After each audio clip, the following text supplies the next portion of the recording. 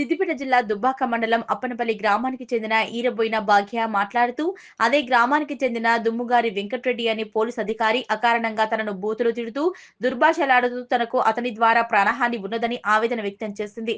తాను ఒక పోలీస్ అధికారిని అని బెదిరింపులకు గురి చేస్తున్నాడని రైతు భాగ్య ఆరోపించారు. ఈ విషయంపై దుబ్బాక పోలీస్ స్టేషన్లో ఫిర్యాదు చేశామన్నారు. తనకు న్యాయం జరగకపోతే పై అధికారులకు ఫిర్యాదు చేస్తారని తెలిపారు. దుబ్బాక ఎస్ఐని వివరణ కోరగా విచారణ చేపడుతున్నామని తెలిపారు. నా పేరు భాగ్య, ఊరు అప్పనపల్లి. దమ్మ వెంకటరెడ్డి, దమ్మ తిరుపతి. మా భూమిలోకి వచ్చి నేను ట్రాక్టరు ఇంటికి వచ్చిన అన్నందుకు దౌర్జన్యంగా నా మీదకి వచ్చి కొట్టడానికి వచ్చిర్రు, నూకేసిర్రు. దొంగముండా లంజముండా అని తిట్టిర్రు. ఒర్రకు నోరు ముయ్యి అని ఎస్ఐ అని పౌరుతోటి బాగా బెదిరించిర్రు. ఇద్దరు మీదకి వచ్చిర్రు. మా భర్త లేడు, భర్త సిద్ధిపెట్టకు పోయిండు. ఇష్టం వచ్చిన మాటలు తిట్టిండ్రు. నీ జాగ ఏడున్నది, నీ భూమి ఏడున్నది, నీ భూమిలోకి వెళ్ళి మా భూమిలోకి వెళ్ళి రాకంటే వచ్చినాము అని తిట్టి ఎటువంటి అటే మాట్లాడారు.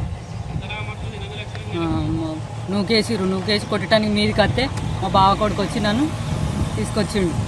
ఆయన లేడు, సిగ్గుపెట్టకపోయిండు. ఇష్టం వచ్చిన లెక్కలా ప్రవర్తిస్తుండు.